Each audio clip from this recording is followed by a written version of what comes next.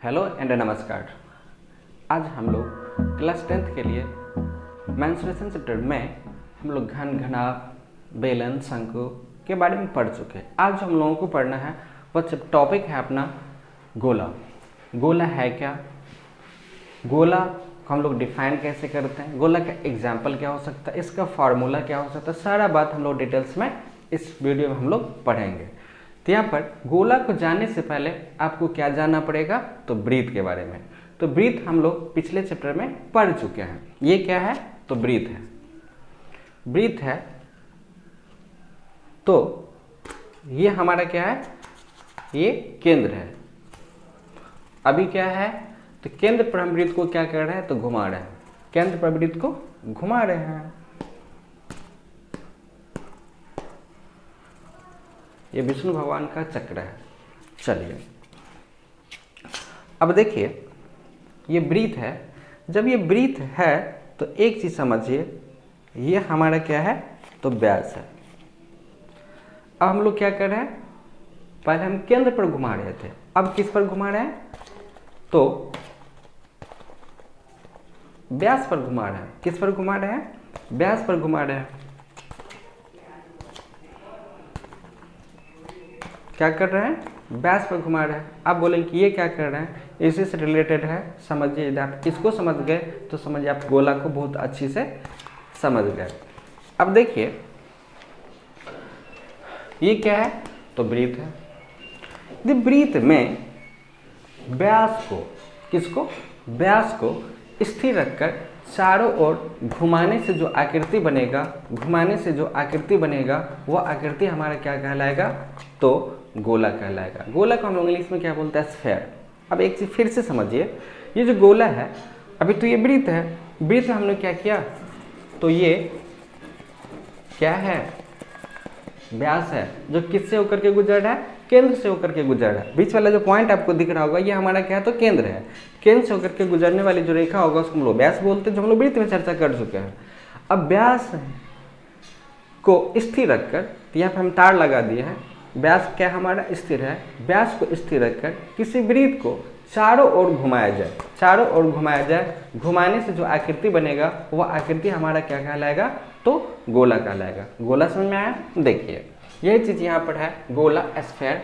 यदि किसी ब्रीथ में व्यास को स्थिर रखकर, किसको स्थिर रखकर, व्यास को स्थिर रखकर, व्यास को स्थिर रखकर चारों ओर घुमाने से जो आकृति बनता है उसे हम लोग क्या कहते हैं, गोला कहते हैं।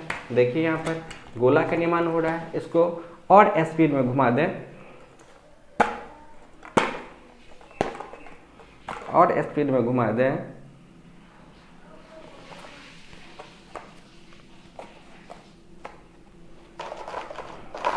देखिए ध्यान से कैसा आकृति बन रहा है, गोला के जैसा।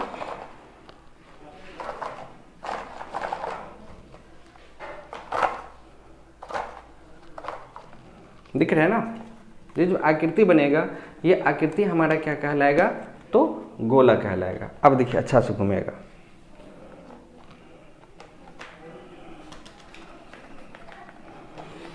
ठीक है। अब बोल रहा है कि स्थिर बिंदु को गोला का केंद्र कहा जाता है। ये जो स्थिर बिंदु है, इस बिंदु को हम लोग क्या कहेंगे, गोला का केंद्र कहेंगे। तो यहाँ पे इस फिगर में गोला का जो केंद्र हमारा ये स्थिर बिंदु है। अब है गोले की केंद्र के सतह से, केंद्र से सतह की किसी बिंदु को मिलाने वाले रेखाखंड को गोला की त्रिज्या कहते हैं। यह जो हमारा केंद्र है और यह हमारा जो गोला है, गोला के केंद्र से सतह के किसी एक बिंदु को जो मिलाने वाली रेखा होगा, उस रेखा को हम लोग क्या कहेंगे, तो त्रिज्या कहेंगे। क्या कहेंगे, उसको त्रिज्या कहेंगे। और यहाँ से लेकर के यहाँ तक पूरा जो दूरी होगा, उस दूरी को हम लोग क्या कहेंगे, व्यास कहेंगे। व्यास को हम लोग डायमीटर बोलते हैं। ये जो आकृति बन रहा है, इस आकृति को हम लोग क्या बोलते हैं, गोला बोलते हैं। अब देखिए यहाँ पर गोला का एग्जाम्पल क्या हो सकता है। सब आदमी बचपन में क्रिकेट खेले हैं, हम भी खेले थे, आप भी खेल होंगे। अभी क्रिकेट का जो बॉल होता है वो 100% कैसा है, तो गोला है। फुटबॉल जिसे हम लोग बैल मतलब पैर से खेला करते हैं, वॉलीबॉल जो हम लोग हाथ से खेला करते हैं, वो सारा का सारा हमारा क्या है, तो वॉलीबॉल है। मतलब वो हमारा क्या है, तो गोला का एग्जाम्पल है। गोला का बहुत सारा एग्जाम्पल हो सकता है। तो अभी आपको गोला समझ में आया। गोला का परिभाषा क्या कहते हैं? यदि किसी वृत्त में व्यास को स्थिर रखकर चारों ओर घुमाने से जो आकृति बनता है उस आकृति को हम लोग क्या कहते हैं? तो गोला कहते हैं। देख लीजिए कैसा आकृति बन रहा है, कैसा आकृति बन रहा है गोला का। इसको बोलते हैं जुगाड़ टेक्नोलॉजी, ठीक है, ये जुगाड़ से बना हुआ है, ठीक। चलिए समझ में आ गया गोला का परिभाषा। यदि किसी वृत्त में व्यास को स्थिर रखकर चारों ओर घुमाने से जो आकृति बनता है उस आकृति को हम लोग क्या बोलते हैं? गोला बोलते हैं। अब यहाँ पर स्थिर बिंदु को हम लोग क्या बोलते हैं? तो गोला का केंद्र कहते हैं। तो ये हमारा क्या हो गया? गोला का केंद्र हो गया। गोले के केंद्र से सतह के किसी बिंदु को मिलाने वाले रेखाखंड को गोले की त्रिज्या कहते हैं। केंद्र से सतह के किसी बिंदु को हम लोग क्या करें? मिला दें तो हमारा क्या होगा? तो गोला का त्रिज्या होगा। अब यहाँ पे ये जो पूरा दूरी होगा, ये पूरा दूरी हमारा क्या होगा? तो क्या होगा? व्यास होगा। अब देखिए जब ये केंद्र है तो ये भी क्या होगा? त्रिज्या होगा। ये भी क्या होगा? त्रिज्या होगा। ये भी क्या होगा? त्रिज्या होगा। ये भी क्या होगा? त्रिज्या होगा। ये भी त्रिज्या होगा। ये भी त्रिज्या होगा। ये भी त्रिज्या होगा। ये भी त्रिज्या होगा। ये भी त्रिज्या होगा। बहुत सारा त्रिज्या होगा, मतलब अनंत त्रिज्या होगा। तो हम लोग पढ़े हैं कि वृत्त में कितना त्रिज्या? तो अनंत त्रिज्या। इसी प्रकार से गोला में कितना त्रिज्या? तो अनंत त्रिज्या। अब बताइए वृत्त में हम लोग पढ़े थे कि वृत्त में कितना व्यास? तो अनंत व्यास। गोला में भी क्या होगा? तो अनंत व्यास होगा। तो गोला में त्रिज्या और व्यास की संख्या क्या होता है? अनंत होता है। हम इसको गिन नहीं सकते हैं। जितना बड़ा गोला ले ले, जितना हम उस पर लाइन खींच सके, केंद्र होकर के जाने वाली रेखा को हम लोग क्या बोलते हैं? तो व्यास कहते हैं। या त्रिज्या के बारे में हम लोग चर्चा किए। केंद्र से परिधि के किसी एक बिंदु को, वृत्त में केंद्र से परिधि के किसी एक बिंदु को मिलाने वाली जो रेखा होगा उसको हम लोग त्रिज्या कहेंगे। केंद्र से गुजरने वाली रेखा जो वृत्त के किसी दो बिंदु को छूता है उसे हम लोग क्या कहते हैं? व्यास कहते हैं। जो केंद्र से होकर ना गुजरे उसको हम लोग क्या बोले थे? जीवा बोले थे। ये सारा चीज हम लोग डिटेल्स में क्या किए थे? तो वृत्त में चर्चा किए थे। इतना में कोई दिक्कत नहीं है आपको, आप इसको पहले आप लिख लीजिए। चलिए अब हम लोग देखते हैं कि गोला से संबंधित कुछ फार्मूला है, उस फार्मूला के बारे में हम लोग पढ़ते हैं। तो सबसे पहले हम लोग सीखते हैं कि गोला बनाते कैसे हैं। तो गोला बनाने के लिए सबसे पहले आप क्या कर लीजिए? एक वृत्त ऐसे बनाइए, ठीक। यहाँ पर केंद्र होगा, यहाँ से यहाँ तक मिला दे तो ये हमारा त्रिज्या हो जाएगा। पूरा मिला दे तो क्या बन जाएगा? व्यास बन जाएगा। इसके बाद फिर आप एक लाइन ऐसे लगा दीजिए और एक लाइन ऐसे लगा दीजिए। ये कौन सा लाइन है? तो सरल रेखा नहीं है, वक्र रेखा है, ठीक है। तो यहाँ से लेकर यहाँ तक की जो दूरी होगा उस दूरी को हम लोग क्या मानते हैं? त्रिज्या मानते हैं। और त्रिज्या को हम लोग किससे सूचित करते हैं? तो आर से सूचित करते हैं। क्यों सूचित करते हैं? क्योंकि त्रिज्या का इंग्लिश होता है रेडियस, इसलिए हम लोग आर से सूचित कर लेते हैं। अब देखिए गोला में आपको दो ही चीज हो सकता है, या तो त्रिज्या दिया रहेगा या तो व्यास दिया रहेगा, ठीक है। हम लोग बेलन सब में एच भी पढ़ रहे थे, एल भी पढ़ रहे थे, शंकु में एल भी था, लेकिन यहाँ पर क्या होगा? या तो त्रिज्या दिया रहेगा या तो व्यास दिया रहेगा। तो आप लोग यहाँ पर इसका संपूर्ण पृष्ठ क्षेत्रफल, उसका आयतन, ये सब कैसे निकालेंगे? तो हम लोग इसमें चर्चा करते हैं कि पहला फार्मूला है कि गोला का संपूर्ण पृष्ठ क्षेत्रफल, जिसको हम लोग ए लिखेंगे। यहाँ पर फार्मूला होता है 4 pi R square, 4 pi R square. यहाँ पर या ए बराबर पाई डी स्क्वायर। तब यहाँ पर इस फार्मूला का और इस फार्मूला का यूज कब करेंगे? तो समझिए, यदि आपको त्रिज्या दे दे, यदि किसी गोला का त्रिज्या दे दे और आपसे कहा जाए कि संपूर्ण पृष्ठ क्षेत्रफल निकालिए, तो संपूर्ण पृष्ठ क्षेत्रफल निकालने के लिए आप 4 पाई आर स्क्वायर, आर का मान रख लीजिए, जिससे आपको क्या होगा? तो संपूर्ण पृष्ठ क्षेत्रफल निकल जाएगा। यदि आपको व्यास दे दे तब उस कंडीशन में आप पृष्ठ क्षेत्रफल निकालने के लिए इस फार्मूला का यूज कर लीजिए, ए बराबर पाई डी स्क्वायर। डी का मतलब डायमीटर, जिसको हम लोग व्यास बोलते हैं। डी का मान रख लीजिए, तो आपसे क्या निकल जाएगा? संपूर्ण पृष्ठीय क्षेत्रफल निकल जाएगा। यदि आपका मन करे कि हम ये फार्मूला क्यों लगाएं, तो हम थोड़े रोके हैं, आपका जो मन होगा कीजिए, लेकिन तब क्या कर लीजिए? आप व्यास से त्रिज्या पता कर लीजिए, क्योंकि हम लोग जानते हैं कि व्यास बराबर क्या होगा? तो 2r होता है, या r बराबर d/2 होता है। तो त्रिज्या निकालने के लिए हम लोग व्यास में 2 से भाग दे देंगे, त्रिज्या निकल जाएगा। तो आप ये फार्मूला लगा लीजिए। यदि आपका मन करे कि हम ये फार्मूला लगाएं और आपको त्रिज्या दे दे, तो आप क्या कर लीजिए? व्यास निकाल लीजिए। व्यास निकालने के बाद आप उस मान को इस फार्मूला में रख लीजिए, उससे भी क्या होगा? निकल जाएगा। अब यदि आपको संपूर्ण पृष्ठीय क्षेत्रफल ही दे दे और आपसे कहा जाए कि त्रिज्या निकालो, तो आप इस फार्मूला से भी निकाल सकते हैं, कोई दिक्कत नहीं है। लेकिन हम लोग इस फार्मूला से भी निकाल सकते हैं, यदि गोले का त्रिज्या यदि पता करना हो तो रूट अंडर पृष्ठीय क्षेत्रफल बट्टा कितना होगा 4 पाई होगा। कैसे? अब देखिए यहाँ पे आर स्क्वायर को हम लोग ऐसे ही छोड़ दें तो क्या ए बट्टा 4 पाई होगा, स्क्वायर को उठा के इधर लाएंगे तो रूट बन जाएगा, रूट अंडर ए बट्टा कितना होगा 4 पाई। अब देखिए यदि गोले का व्यास पता करना हो और पृष्ठीय क्षेत्रफल दे दे तो उस कंडीशन में आप क्या करेंगे, रूट अंडर पृष्ठीय क्षेत्रफल बट्टा क्या कर लेंगे तो पाई कर लेंगे। कैसे? तो यहाँ से देखिए यहाँ पर डी स्क्वायर को हम लोग ऐसे छोड़ दें, ए बराबर इसको उठा के इधर लाएंगे तो क्या ए बट्टा पाई मतलब पृष्ठीय क्षेत्रफल बट्टा पाई, पृष्ठीय क्षेत्रफल बट्टा पाई, स्क्वायर इधर लाएंगे तो रूट बन जाएगा, तो रूट अंडर पृष्ठीय क्षेत्रफल बट्टा कितना हो जाएगा पाई। तो यहाँ पर गोला का संपूर्ण पृष्ठीय क्षेत्रफल निकालने के लिए फार्मूला बना ए बराबर 4 पाई आर स्क्वायर या ए बराबर पाई डी स्क्वायर। आपको समझ में आ गया?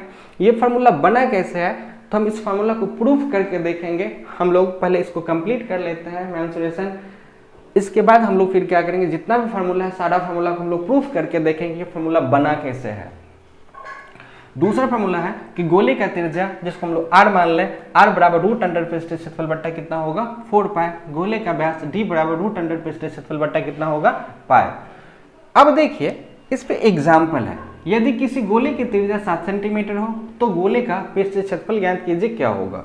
तो गोले का पृष्ठीय क्षेत्रफल ज्ञात करने के लिए आपके पास क्या है तो त्रिज्या है, आर कितना दिया हुआ है तो 7 सेंटीमीटर है।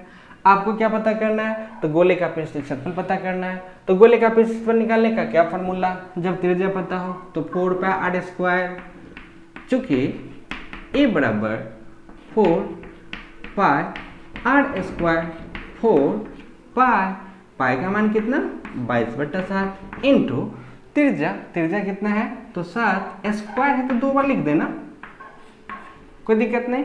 क्या यहाँ पर एक 7 से 7 कटेगा, यहाँ पर होगा 2200 का 88 गुना 7 हो जाएगा, 7 8 56, 5 7 8 56 और 5 61, यहाँ पे हो जाएगा 616 सेंटीमीटर स्क्वायर। यही अपने लोगों का क्या होगा, जो गोला दिया हुआ था त्रिज्या 7 सेंटीमीटर, उसका पृष्ठीय क्षेत्रफल पूछा जा रहा था, पृष्ठीय क्षेत्रफल हमारा कितना हो गया 616 सेंटीमीटर स्क्वायर।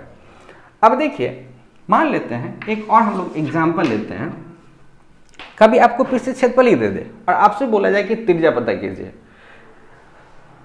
हम दूसरा एग्जाम्पल लेते हैं कि आपको पृष्ठीय क्षेत्रफल मतलब ए दे दे आपको 616 सेंटीमीटर स्क्वायर, ठीक है। मान लेते कि यहाँ पे त्रिज्या नहीं दिया हुआ था, ये क्वेश्चन हमसे घुमा करके पूछा ऐसे कि पृष्ठीय क्षेत्रफल आपका 616 सेंटीमीटर स्क्वायर है तो त्रिज्या पता कीजिए, क्वेश्चन ऐसे पूछ रहा है। ये क्वेश्चन मान लीजिए अभी नहीं था, ये है, तो हम लोग कैसे बनाएंगे, तो यहाँ पर ए बराबर 6 से 16 सेंटीमीटर स्क्वायर एरिया दिया हुआ और हमसे क्या पूछा जा रहा है रेडियस, आर का मान पूछा जा रहा है। तो आर का मान पता करने के लिए हम लोग इस फॉर्मूला का यूज कर सकते हैं, चूंकि आर बराबर रूट अंडर पृष्ठीय क्षेत्रफल, तो पृष्ठीय क्षेत्रफल ए का मान कितना है तो 616 है, बट्टा 4 पाई, यहाँ पे 4 और पाई का मान 22/7 होता है, 7 को उलट करके ऊपर कर लें तो यहाँ पर कटेगा, कितना से कटेगा, काटिए इसको, 2 से काट दें तो यहाँ पे 11 हो जाएगा, यहाँ पे 2 से काटें तो यहाँ पे होगा 2 3 6 0 और 2 8 16, 11 से कट जाएगा, ये 11 से काटेंगे तो 11 दूना 22 और 11 8 88, यहाँ पे 4 से काटेंगे तो कितना हो जाएगा 7। अब देखिए यहाँ पर r बराबर रूट अंडर 7 गुना 7, या r बराबर रूट अंडर 7 गुना 7 को हम लोग 7 का स्क्वायर लिखते हैं, यहाँ पर r बराबर स्क्वायर रूट कट जाएगा तो हमारा r का मान कितना निकल गया 7 सेंटीमीटर। यही आपका क्या होगा आंसर होगा। अभी आपने देखा यदि त्रिज्या दिया है तो पृष्ठीय क्षेत्रफल कैसे निकालेंगे, यदि आपको पृष्ठीय क्षेत्रफल दे दे तो त्रिज्या कैसे निकालेंगे, ये बात आपको समझ में आ गया, कोई दिक्कत नहीं, इतना बात को आप पहले लिख लीजिए। अब देखिए गोला का आयतन, गोला का त्रिज्या और गोला का व्यास, ये हम लोग कैसे पता करते हैं। तो यहाँ पर सबसे पहले हमको जानना है कि गोला का आयतन होता क्या है। तो गोला, फुटबॉल तो आप देखे हैं, फुटबॉल को आप क्या कीजिए तो ऊपर से थोड़ा काट दीजिए, उसमें देखिए जितना जगह आपको दिखाई दे ना वो जगह ही हमारा क्या है तो आयतन है। अब देखिए यहाँ पर ये गोला है, गोला का त्रिज्या हम लोग क्या मान लें आर मान लें, ठीक है। और गोला का आयतन पता करना हो तो गोला का आयतन पता करने के लिए फार्मूला होता है V बराबर 4/3 पाई r क्यूब। ठीक है, यदि आपको त्रिज्या पता हो जाए और आपको आयतन पता करना हो तो आयतन पता करने के लिए V बराबर 4/3 इंटू पाई r क्यूब का यूज करके आप आयतन पता कर सकते हो। जैसे यहाँ पर एग्जाम्पल है, यदि किसी गोला का त्रिज्या 21 सेंटीमीटर हो तो गोला का आयतन पता कीजिए। तो चूंकि V बराबर फार्मूला है 4/3 पाई r क्यूब, यहाँ पर V बराबर 4/3, पाई का मान 22/7 और इंटू त्रिज्या कितना है 21 का क्यूब। यहाँ पर V बराबर 4/3 इंटू यहाँ पे 22/7 इंटू 21 का पावर 3 का मतलब होता है 3 बार ना, यही ना। क्या यहाँ पे 7 से काटेंगे तो 7 या 21 होगा, 3 से 3 हमारा कटेगा। यहाँ पर V बराबर 2200 का 88 होगा, इंटू 21 को 21 से गुना कर लें तो 441 हो जाएगा। यहाँ पर V बराबर इसको गुना करने के बाद जितना भी होगा वही हमारा सेंटीमीटर क्यूब आंसर हो जाएगा, कोई दिक्कत नहीं। जब आपको त्रिज्या पता हो तो आप आयतन कैसे पता करते हैं, बात समझ में आया। अब देखिए, तो गोला का त्रिज्या पता करना हो कब, जब आपको आयतन पता हो। तो आयतन पता करने के लिए घनमूल 3/4 पाई इंटू जो आयतन दे दे उस आयतन का मान यहाँ पर रख लीजिए और इसको कैलकुलेशन कर लीजिए। कैलकुलेशन करने के बाद जो भी मान आ जाए वही हमारा क्या होगा, उस गोले का त्रिज्या होगा। जब गोला का व्यास पता करना हो तो व्यास पता करने के लिए जब आपको आयतन पता हो तो D बराबर घनमूल 6V/पाई का यूज कर ले। V का जो भी मान दिया रहे उस मान को यहाँ पर रख लीजिए। रखने के बाद इसको कैलकुलेशन कीजिए। कैलकुलेशन करने के बाद जो भी मान आ जाए वही अपना क्या हो जाएगा, तो उस गोला का व्यास होगा, कोई दिक्कत नहीं। तो अभी हम लोग देखें गोला का आयतन पता कैसे करते हैं जब त्रिज्या पता हो, गोला का त्रिज्या कैसे पता करते हैं जब आयतन पता हो, जब गोला का व्यास कैसे पता करते हैं जब आयतन पता हो, कोई दिक्कत नहीं। इतना बात को आप पहले लिख लीजिए। तो गोला का आयतन एवं पृष्ठीय क्षेत्रफल में क्या रिलेशन होता है इसको हम लोग समझते हैं। क्या है ये, अपना गोला है, ठीक। ये गोला है तो ये हमारा क्या होगा, त्रिज्या है। अब देखिए इस गोला का आयतन यदि हमको पता करना हो तो आयतन पता करने के लिए हम लोग फार्मूला क्या लगाते हैं, 4/3 पाई r क्यूब लगाते हैं, कोई दिक्कत नहीं। इसका पृष्ठीय क्षेत्रफल यदि हमको पता करना हो तो पृष्ठीय क्षेत्रफल पता करने के लिए हम लोग कौन सा फार्मूला लगाते हैं, तो 4πr² लगाते हैं, इसमें कोई आपत्ति नहीं। अब देखिए यहाँ पर आयतन और पृष्ठीय क्षेत्रफल दोनों सेम गोला का हो तो उस कंडीशन में आयतन और पृष्ठीय क्षेत्रफल में क्या रिलेशन होता है उसको समझिए। आयतन को हम लोग किससे सूचित करते हैं, V से, और V का फार्मूला क्या होता है 4/3 पाई r क्यूब। और पृष्ठीय क्षेत्रफल को हम लोग क्या से सूचित करते हैं, A से, और एरिया का फार्मूला क्या होता है 4πr²। अब देखिए यहाँ पर चूंकि V बराबर क्या 4/3 पाई r क्यूब को 1/3r इंटू 4πr² लिख सकते हैं, हाँ लिख सकते हैं। कैसे, तो यहाँ पे 4/3 यहाँ पे पाई r² इंटू r क्यूब जो पहले था वही चीज आ जाएगा, हम इसको अलग अलग करके लिख लिए। तो V बराबर 1/3r को हम लोग ऐसे छोड़ दें। अब देखिए यहाँ पे 4πr² के जगह पर क्या हम लोग a रख सकते हैं, a रख सकते हैं। तो V बराबर होगा 1/3r इंटू a। या आप ऐसे भी कर सकते हैं, यदि आपको पृष्ठीय क्षेत्रफल दे दे और आपसे पूछा जाए उसका आयतन पता कीजिए और त्रिज्या पता हो जाए तो उस कंडीशन में आप डायरेक्ट इसको भी यूज करके आप आयतन पता कर सकते हो। तो वहाँ पर ये आपको बहुत हेल्प करेगा। जैसे यहाँ पे पृष्ठीय क्षेत्रफल है a बराबर 4πr², तो क्या हम a बराबर हम 3/r से गुना कर दें और r/3 से भी गुना कर दें तो कोई फर्क नहीं पड़ेगा। क्यों नहीं पड़ेगा, क्योंकि r से r और 3 से 3 क्या होगा हमारा कट जाएगा, जो पहले था 4πr² वही आ जाएगा। अब देखिए यहाँ पर 3/r को हम लोग ऐसे रहने दें, यहाँ पर 4/3 यहाँ पर पाई r² इंटू r क्यूब हो जाएगा। यहाँ पर 3/r इंटू ये हमारा क्या है, तो V है, हम लोग V रख सकते हैं। तो a बराबर क्या हो जाएगा 3/r V। आप ऐसे बनाइए, या नहीं तो आप यहाँ से भी बना सकते थे, a बराबर यहाँ पर भाग में इधर आएगा तो गुना में, तो 3b बट्टा r या a बराबर 3/8 इंटू भी जो हमारा यहाँ पर है। इसको समझने में कोई दिक्कत नहीं, पहले आप इसको लिख लीजिए। तो अब है सेल या गोल सेल, ये क्या होता है तो समझिए। हम लोग क्रिकेट खेले हैं ना टेनिस बॉल से, जब टेनिस बॉल को जब खेलते खेलते बॉल जब फट जाए तो देखे होंगे आप एक कटोरा टाइप का ऐसा बन जाता है। जब कटोरा टाइप का बना होता है तो बॉल बना किसका होता है, तो प्लास्टिक का या रबड़ का। तो देखे होंगे कि जो होता है साइड से ये थोड़ा मोटा होगा, ठीक है, मोटा होगा। और जब मोटा होगा तो केंद्र कहीं न कहीं तो होगा, वहाँ से जो बाहर होगा उसको हम लोग बाहरी त्रिज्या मान लेंगे, और जो भीतर होगा उसको हम लोग क्या कहेंगे, भीतरी त्रिज्या मान लेंगे। तो कैपिटल आर हमारा क्या कहलाएगा, तो भीतरी त्रिज्या, और स्मॉल आर हमारा क्या कहलाएगा, सॉरी कैपिटल आर हमारा कहलाएगा बाहरी त्रिज्या और स्मॉल आर हमारा कहलाएगा भीतरी त्रिज्या।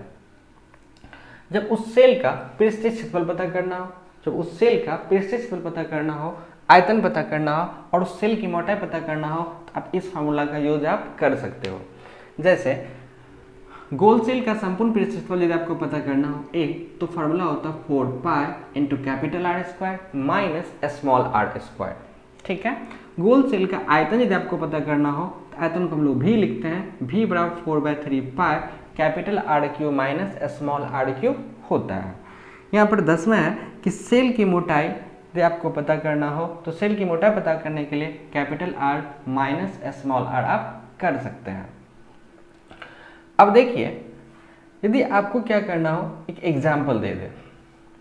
यदि सेल की बाहरी त्रिज्या 4 सेंटीमीटर एवं भीतरी त्रिज्या 3 सेंटीमीटर हो तो संपूर्ण पृष्ठीय क्षेत्रफल, आयतन और मोटाई क्या होगा, ये तीनों हमसे पूछा जा रहा है कि निकालिए। अब देखिए यहाँ पर ये जो हमारा आकृति है वो आकृति क्या है, सेल वलय या उसको हम लोग छल्ला भी कहते हैं। अब देखिए इसका बाहरी त्रिज्या जिसको कैपिटल आर मानते हैं अपने लोग, तो कैपिटल आर है कितना, तो 4 सेंटीमीटर, और स्मॉल आर कितना है, तो 3 सेंटीमीटर है। कैपिटल आर और स्मॉल आर हम लोगों को पता है। अब हमसे पूछा जाए कि संपूर्ण पृष्ठीय क्षेत्रफल, आयतन और मोटाई पता कीजिए। तो यहाँ पर चूंकि संपूर्ण पृष्ठीय क्षेत्रफल मतलब ए का जो फार्मूला होता है यहाँ पर 4 pi capital R square minus small R square, यहाँ पर ए बराबर 4 पाई का मान 22/7 इंटू कैपिटल आर कितना है, तो 4 सेंटीमीटर है, स्क्वायर है तो स्क्वायर कर दे, माइनस स्मॉल आर हमारा कितना है, 3 है, स्क्वायर है तो स्क्वायर कर दे। यहाँ पर ए बराबर यहाँ पर 4 गुना 22 88 कर लेते हैं, ठीक, बट्टा 7 इंटू यहाँ पर 4 का स्क्वायर 16 होगा, माइनस 3 का स्क्वायर 9 हो जाएगा। यहाँ पर ए बराबर 88/7 इंटू 16 में 9 घटा देंगे तो 7 होगा। यहाँ पे 7 हमारा कटेगा, ए बराबर कितना हो गया, 88 सेंटीमीटर स्क्वायर। ये क्या निकला, तो सेल का पृष्ठीय क्षेत्रफल जो हमसे पूछा जा रहा था वो निकला। अब हमको पता क्या करना है, आयतन पता करना है, मतलब भी निकालने के लिए फार्मूला, मोटाई बोला याद करना है। मोटाई निकालने के लिए कैपिटल आर माइनस क्या हो जाएगा, स्मॉल आर, तो 4 सेंटीमीटर माइनस 3 सेंटीमीटर हमारा क्या हो जाएगा, 1 सेंटीमीटर मोटाई होगा। और आयतन क्या करना है, आपको पता करना है, छोड़ दे कि नहीं छोड़ दे, बन जाएगा। कितना आंसर आया, आपका काम रहा कि हमको कमेंट में बताएंगे कि यहाँ पर इस क्वेश्चन का आयतन कितना आया, कोई दिक्कत नहीं। तो आज हम लोग जो चर्चा किए किसके बारे में, गोला के बारे में, जो बहुत अधिक इम्पोर्टेंट है क्लास 9th के लिए भी और 10th के लिए भी। और जब हम 11th 12th में आते हैं तो वहाँ पर भी इस फार्मूला सबका यूज होता है। आशा करते हैं कि आपको बहुत अच्छे से समझ में आया होगा गोला के बारे में। अब हम लोग मिलेंगे अगले वीडियो में अगले टॉपिक के साथ, तब तक के लिए जय हिंद।